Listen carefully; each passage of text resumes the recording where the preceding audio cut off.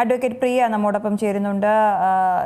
Advocate, എങ്ങനെയാണ് ഈ നഗരസഭയുടെ പുതിയ ആസ്ഥാന മന്ദിര നിർമ്മാണത്തിൽ ഗുരുതര പിഴവെന്നാണ് ആരോപണം ഉണ്ടായിട്ടുള്ളത്? ഇപ്പോൾ തന്നെ നമുക്കറിയാം, ഈ ദൃശ്യങ്ങളിലൊക്കെ നമുക്ക് കാണാം, വലിയ രീതിയിലുള്ള വെള്ളക്കെട്ടാണ് രൂപപ്പെട്ടിട്ടുള്ളത്. അപ്പോൾ ഈ മഴ മാറി നിൽക്കുന്ന സമയത്ത് ഇതാണ് അവസ്ഥയെങ്കിൽ മഴ പെയ്യുമ്പോൾ എന്താകും സ്ഥിതി? എന്താണ് ഇവിടെ സംഭവിച്ചതെന്നാണ് മനസ്സിലാകുന്നത്? ശരിക്കും കൊച്ചി നഗരം ഭരിച്ച കഴിഞ്ഞ 20 വർഷം കൊച്ചി നഗരം ഭരിച്ച LDFന്റെയും UDFന്റെയും കെടുങ്കാര്യസ്ഥയാണ് ഈ പറയുന്ന ഈ ബിൽഡിങ്ങിന്റെ നിർമ്മാണത്തിൽ നമ്മൾ കണ്ടുകൊണ്ടിരിക്കുന്നത്. നമുക്കറിയാം, 2000 സ്ഥലം മേടിച്ചു, 2005 അതിന്റെ നിർമ്മാണം തുടങ്ങുമ്പോൾ തന്നെ ഈ ബിൽഡിങ്ങിന്റെ നിർമ്മാണത്തിൽ തന്നെ നമ്മൾ നോക്കേണ്ട പിഴവ് തന്നെ വൻ പിഴവാണ്. ഒരു എസ്റ്റിമേറ്റിൽ തുടങ്ങിയ പിഴവ് ഇന്ന് നിർമ്മാണം പൂർത്തീകരിക്കുമ്പോഴും ആ പിഴവുകളെല്ലാം തുടർന്നുകൊണ്ട് പോകുന്നതാണ് നമ്മൾ കാണാൻ കഴിയും. എസ്റ്റിമേറ്റ് എടുത്തപ്പോൾ നമ്മൾക്കറിയാം, അതിൽ സ്റ്റീലില്ലാത്ത ഒരു എസ്റ്റിമേറ്റ്, അല്ലെങ്കിൽ നമ്മൾ ഒരു പ്ലാസ്റ്ററിംഗ് ഇല്ലാത്ത ഒരു എസ്റ്റിമേറ്റ്, ആ എസ്റ്റിമേറ്റിൽ നിന്ന് മാറ്റി പല പ്രാവശ്യം നിർമ്മാണം തടസ്സപ്പെടുകയും പിന്നീട് നമുക്കറിയാം 2015 നമ്മുടെ ബഹുമാനപ്പെട്ട മുൻ മേയർ സോമനി ജെയിന്റെ നേതൃത്വത്തിൽ ഇത് റീലോഞ്ച് ചെയ്ത് ഇതിന്റെ പണി തുടങ്ങിയപ്പോൾ തന്നെ ഏകദേശം ഈ ഒരു പിഴവെല്ലാം അന്ന് തന്നെ കണ്ടു തുടങ്ങിയിട്ടുള്ളതാണ്. അന്ന് പറഞ്ഞത് എന്താന്ന് വെച്ചാൽ, കൊച്ചിൻ യൂണിവേഴ്സിറ്റിയിലെ എക്സ്പേർട്സ് വന്ന് പഠനം നടത്തിയിട്ടുണ്ട്, സ്ട്രക്ചർ സ്റ്റെബിലിറ്റി ഉണ്ട് എന്ന് പറഞ്ഞു.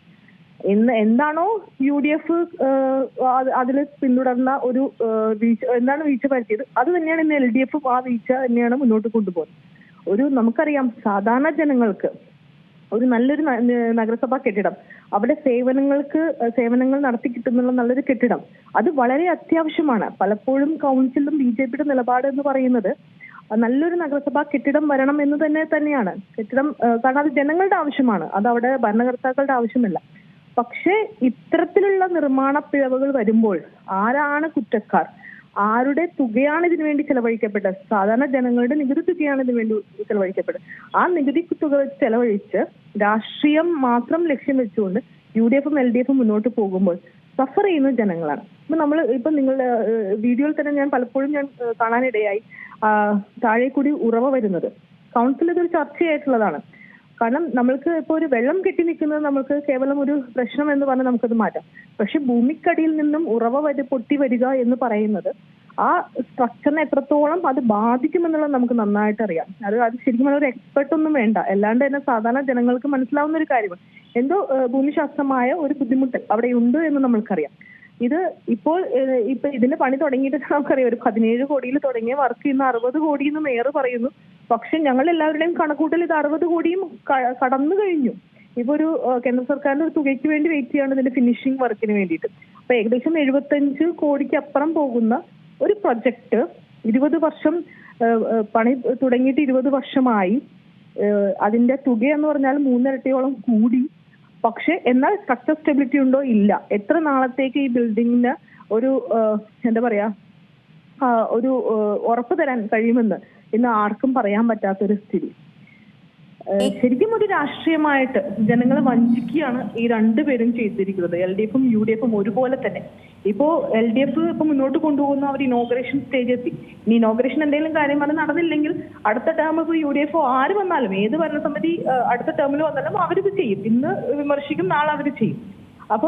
പക്ഷെ നഷ്ടം വരുന്നത്, ഞാൻ പറയുന്നത് ജനങ്ങളുടെ നികുതി തുക വലിയ രീതിയിലുള്ള അരാജകത്വം, വലിയ രീതിയിലുള്ള അഴിമതിയിലുമായിട്ട് മുന്നോട്ട് പോയി. ഓരോ കാര്യത്തിനും അഴിമതിയാ. ഓരോ കരാറുകാർക്കും ഓരോന്ന് ചെയ്തു കൊടുക്കുമ്പോഴും അതിൽ വലിയ തോതിലുള്ള അഴിമതിയാണ്.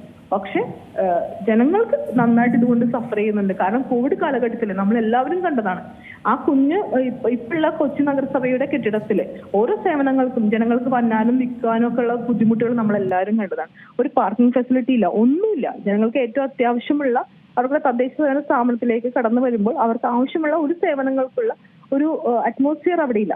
കെട്ടിടം വരേണ്ടത് ജനങ്ങൾക്ക് വളരെ അത്യാവശ്യമാണ്. പക്ഷെ ആ കെട്ടിടത്തിന്റെ പുറകിലുള്ള LDFന്റെയും UDFന്റെയും രാഷ്ട്രീയവും അഴിമതിയും ഇത് ശരിക്കും ജനങ്ങളുടെ മുമ്പിൽ വരേണ്ടതാണ്. ഇത് ശരിക്കുമായ ശക്തമായ നടപടികൾ ഇതിൽ വരേണ്ടതാണ്. BJPയുടെ ഭാഗത്തുനിന്ന് പലപ്പോഴും ഞങ്ങൾ പറയാറുണ്ട്, കെട്ടിടം വരണം, കാരണം കെട്ടിടം വേണം. പക്ഷെ അതിലുള്ള അഴിമതിയും അതിൽ വരുന്ന കെടുകാര്യസ്ഥയും അതെന്തൊക്കെ വന്നാലും ചോദ്യം ചെയ്യപ്പെടേണ്ടത് തന്നെയാണ്. പുതിയ വാർത്തകളും വിശേഷങ്ങളും ഇനി വിരൽ തുമ്പിൽ. എല്ലാ ഡിജിറ്റൽ പ്ലാറ്റ്ഫോമുകളിലും ഇപ്പോൾ Zee മലയാളം ന്യൂസ് ലഭ്യം.